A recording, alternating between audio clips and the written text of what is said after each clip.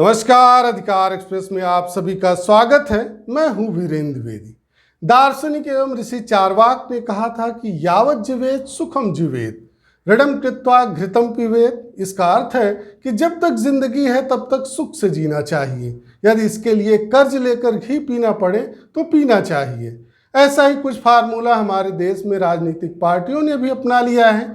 इसलिए सत्ता का घी पीने के लिए राज्य सरकारें जमकर कर्ज ले रही तथा फ्री बीज यानी रेवड़ी वाले वादों यानी मुफ्त बिजली, मुफ्त पानी, मुफ्त बस यात्रा या सब्सिडी को पूरा करने के लिए धड़ल्ले से पैसे खर्च कर रही हैं, जो अब इन सरकारों के लिए बोझ बन गए हैं तथा अब सरकार चलाना कठिन हो गया है।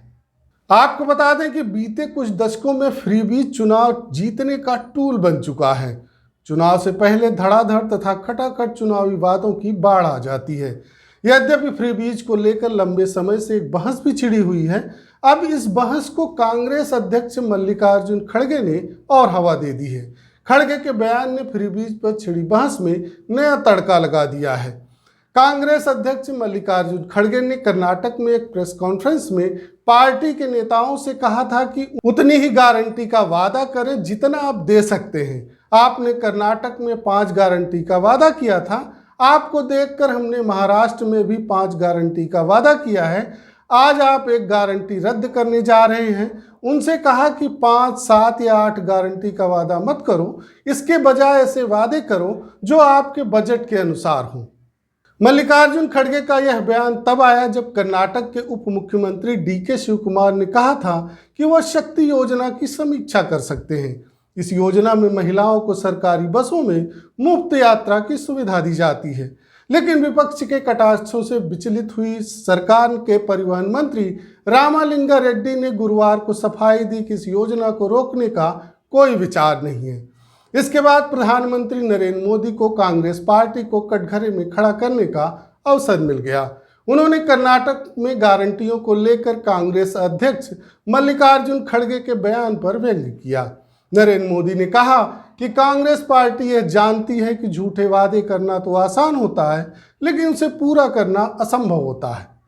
कांग्रेस और उसके साथी जहां जहां भी झूठ बोलकर सत्ता में आए हैं, उस राज्यों को उन्होंने बर्बाद कर दिया है। इन्होंने हिमाचल को तबाह करके रख दिया है। वहां कर्मचारियों के सामने सैलरी और पेंशन तक का संकट आने लगा है। अपने हक का डीए पाने के लिए कर्मचारियों को आंदोलन करने पड़ रहे हैं। यहां जो सरकारी मुलाजिम है ना, वो जरा हिमाचल के अपने परिचित हो तो पूछ लो क्या हाल करके रखा है इन्होंने। तेलंगाना में भी कांग्रेस सरकार के झूठे वायदों की वजह से वहां की जनता पस्त पड़ गई है। कर्नाटका में जो कुछ हो रहा है उससे तो कांग्रेस के भीतर ही घमासान मचा है। कांग्रेस के जो अध्यक्ष है उन्होंने भी मान लिया है कि कांग्रेस झूठी गारंटी देती है। मैं तो हैरान हूं, पता नहीं कैसे हमारे खड़गे जी के मुंह से जाने अनजाने में सच निकल गया। उन्होंने कहा कि कांग्रेस की जो अनाप शनाप घोषणाएं हैं ये राज्यों को दिवालिया कर देगी। इसलिए आपको कांग्रेस और उसके साथियों की घोषणाओं पर कभी भी भरोसा नहीं करना है। अब आइए आपको बताते हैं कि आखिर फ्री बीज क्या है, जिसको लेकर कांग्रेस अध्यक्ष मल्लिकार्जुन खड़गे एवं प्रधानमंत्री नरेंद्र मोदी के बीच जुबानी जंग छिड़ी हुई है।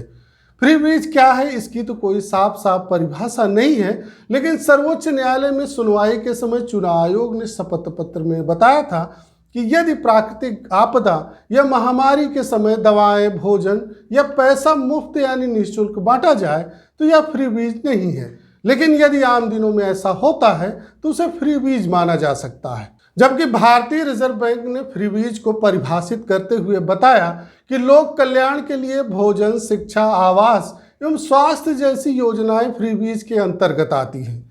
लंबे समय के बाद मानवता विकास के स्तर पर यह देश के लिए लाभदायक होंगे, लेकिन जब इससे अलग जैसे लैपटॉप, टीवी, सोने के गहने, मिक्सर ग्राइंडर जैसी चीजों का ऐलान किया जाता है तो फिर यह सरकारी धन को हानि पहुंचाएगी। इन फ्रीबीज में करदाताओं का एक बड़ा हिस्सा चला जाता है। सरकार इसे विकास के अन्य कार्यों में खर्च यानी व्यय कर सकती है। इस प्रकार से मुफ्त यानी निःशुल्क की रेवड़ियां बांटना ठीक नहीं है। आपको बता दें कि चुनावी राज्यों में इस तरह मुफ्त बांटने की योजनाएं सामान्य बात है। विरोध करने वाले इन्हें फ्रीबीज तथा रेवड़ी संस्कृति कहते हैं, तो समर्थन करने वाले इन्हें कल्याणकारी योजनाएं बताते हैं। विरोध करने वालों का अक्सर कहना होता है कि इससे सरकारी खजाने पर बोझ पड़ेगा, कर्ज बढ़ेगा तथा केवल राजनीतिक फायदे के लिए ऐसा किया जा रहा है। तो वहीं ऐसी योजनाएं लाने वाले कहते हैं कि इसका उद्देश्य गरीब जनता को महंगाई से राहत दिलाना है। चकित करने वाली बात यह है कि एक पार्टी इस तरह की योजना को एक राज्य में रेवड़ी कल्चर कहती है तो दूसरे राज्य में उसे कल्याणकारी योजना कहकर लागू कर रही होती है। यदि भारत में फ्रीबीज की शुरुआत की बात करें तो भारत में फ्रीबीज की शुरुआत स्वतंत्रता के कुछ वर्ष बाद ही हो गई थी। यद्यपि इसके पीछे उद्देश्य लोक कल्याण से जुड़ा हुआ था। 1954 से 1963 के बीच तत्कालीन मद्रास स्टेट के मुख्यमंत्री के कामराज ने मुफ्त शिक्षा तथा मुफ्त भोजन की योजना बनाई। इसके पश्चात 1967 में डीएमके के मुखिया मुख्यमंत्री अन्नादुरई ने 4.5 किलो चावल मुफ्त देने की घोषणा की। धीरे धीरे इन योजनाओं का उद्देश्य लोक कल्याण से अधिक लोगों को मतदान के लिए प्रलोभन देने जैसा हो गया। वहीं 2006 में एआईएडीएमके ने तो रंगीन टीवी देने की घोषणा करके सभी को हैरान कर दिया, जबकि डीएमके ने एक कदम और आगे बढ़कर रंगीन टीवी के साथ केबल कनेक्शन देने की भी घोषणा कर दी। इस प्रकार से यह एक रेवड़ी संस्कृति बन गई। बाद के दिनों में सभी राजनीतिक दल जनता को लुभाने के लिए ऐसे चुनावी वादे करने लगे, जो सिलसिला आज भी लगातार जारी है। आरबीआई की एक रिपोर्ट के अनुसार पंजाब समेत देश के कई राज्य अपनी कमाई का एक बड़ा हिस्सा मुफ्त की योजनाओं पर खर्च कर देते हैं। इनमें से ज़्यादातर ऐसे राज्य हैं जिन पर कर्ज का बोझ भी अधिक है।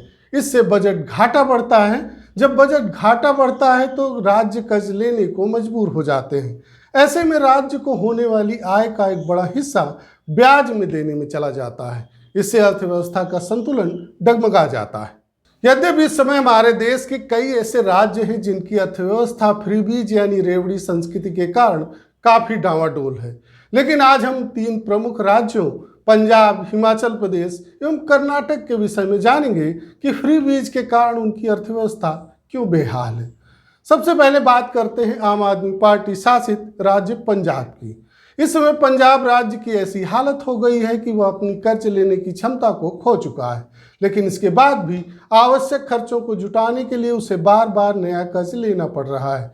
इस पर भारी भरकम कर्ज लदा हुआ है। ऊपर से चुनाव के समय सत्ताधारी दल ने मुफ्त योजनाओं की जमकर घोषणा भी की थी। इन योजनाओं को लागू करने में ही सरकारी खजाना खाली हो गया। ऐसी दशा में आगे कामकाज चलाने के लिए पैसों की कमी हो गई है। आपको जानकर हैरानी होगी कि पंजाब सरकार पर करीब 3.75 लाख करोड़ रुपए का कर्ज है, जो उसकी जीडीपी के करीब लगभग 40% से भी अधिक है। पंजाब की जीडीपी करीब 8 लाख करोड़ के आसपास बताई जा रही है। सरकार ने अपना खर्च चलाने के लिए 16वें वित्त आयोग से 1.30 लाख करोड़ रुपए की मदद भी मांगी थी। चकित करने वाली बात यह है कि इतना बड़ा कर्ज होने के बावजूद सरकार ने प्रदेश के लाखों परिवारों को 300 यूनिट तक फ्री बिजली देना चालू रखा है। इस तरह सरकार के ऊपर 2024 में ही करीब 24,000 करोड़ रुपए का बिजली का बिल आया है। आरबीआई का कहना है कि कुछ राज्य ऐसे हैं जिनका कर्ज 2026-27 तक जीएसडीपी का 30% से अधिक हो सकता है।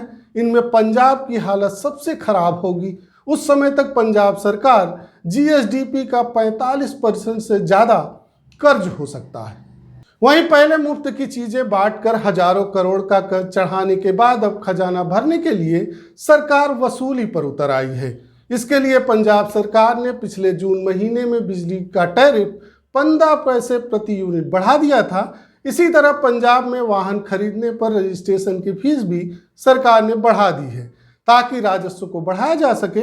जब इन दोनों कदमों से अधिक लाभ नहीं हुआ तो अब सरकार ने पेट्रोल 61 पैसे तथा डीजल 92 पैसे महंगा कर दिया।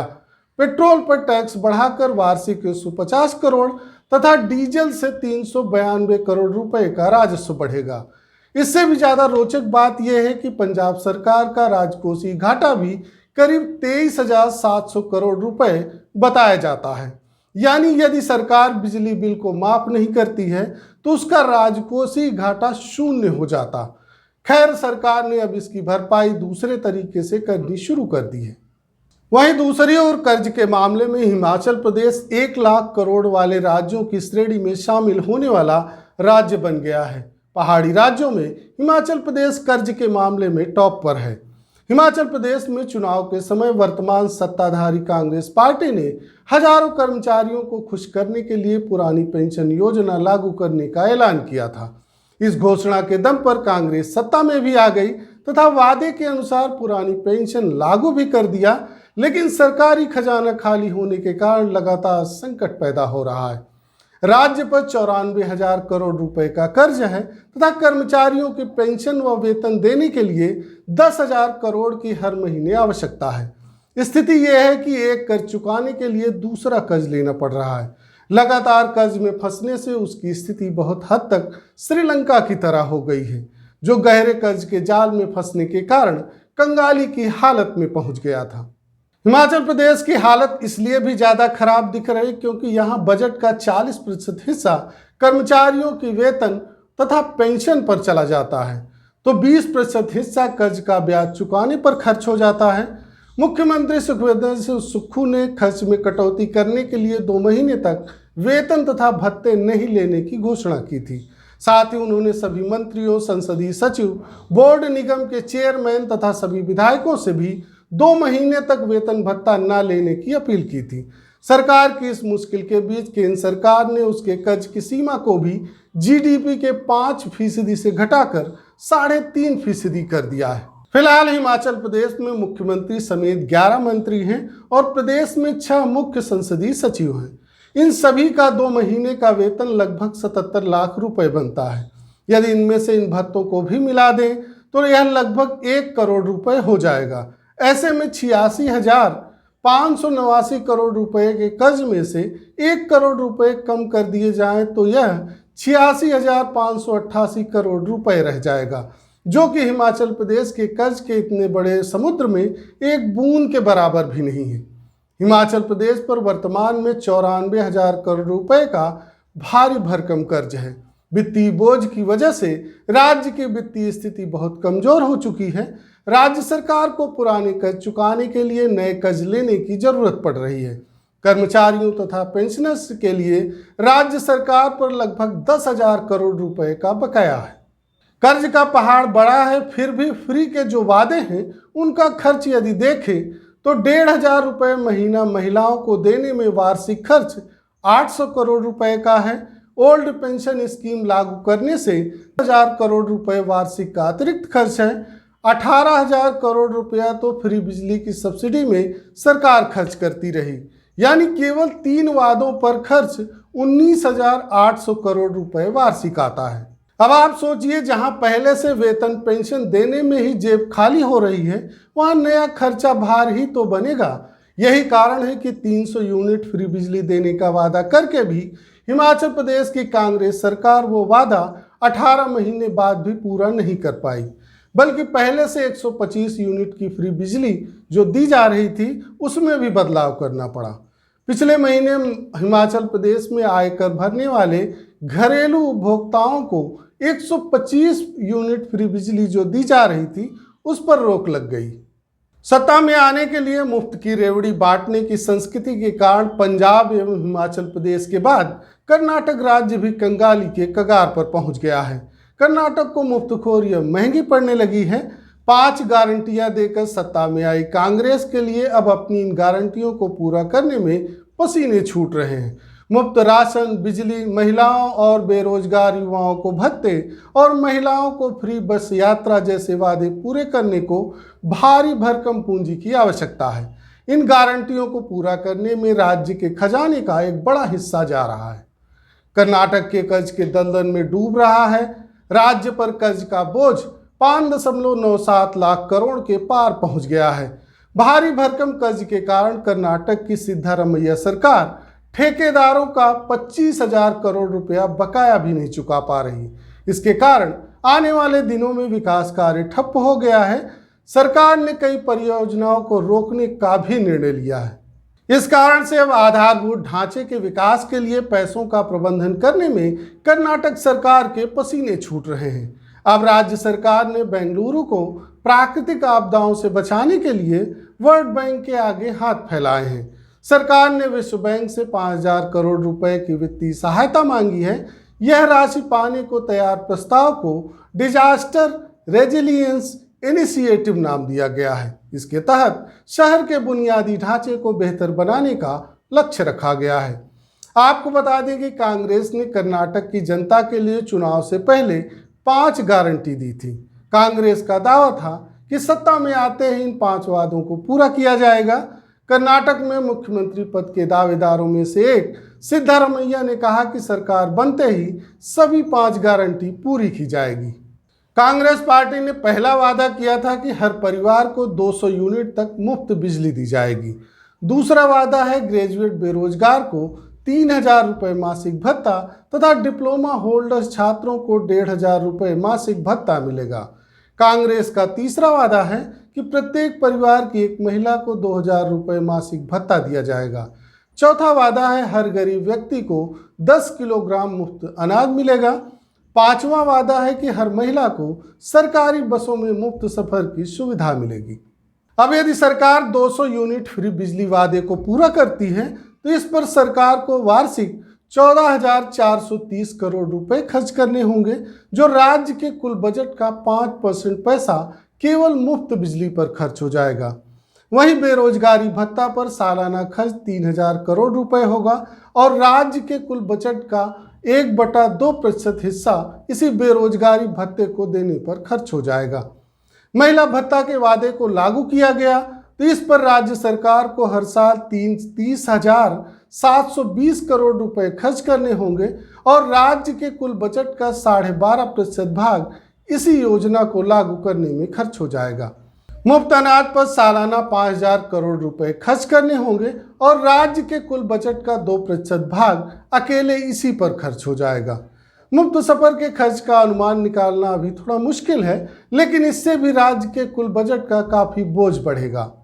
इस प्रकार से भारत जैसे विकासशील देश के लिए मुफ्त यानी रेवड़ी संस्कृति एक अभिशाप बनती जा रही है। मतदाताओं का एक बड़ा वर्ग आज भी इस स्थिति में कि कथित तौर पर मुफ्त या सस्ती चीजें उसके वोट के फैसले को प्रभावित करती हैं।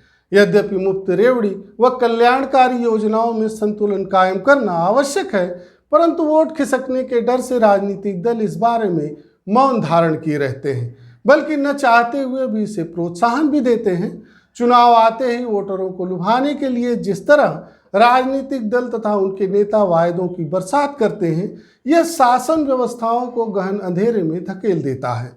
फ्री बीज या मुफ्त उपहार न केवल भारत में बल्कि पूरी दुनिया में वोट बटोरने एवं राजनीतिक धरातल मजबूत करने का हथियार है, जो अर्थव्यवस्था को कमजोर करने के साथ ही आने वाली पीढ़ियों के लिए भी घातक साबित होती है तथा देश का आर्थिक बजट भी खतरे में रहता है। अब यदि आपके मन में इस विषय से जुड़ा कोई प्रश्न या सुझाव हो तो आप नीचे दिए गए कमेंट बॉक्स में हमें लिख सकते हैं। साथ ही आपसे निवेदन है कि आप इसे व्हाट्सएप, फेसबुक, इंस्टाग्राम या अन्य सोशल मीडिया पर शेयर अवश्य करें। आज बस इतना ही। धन्यवाद।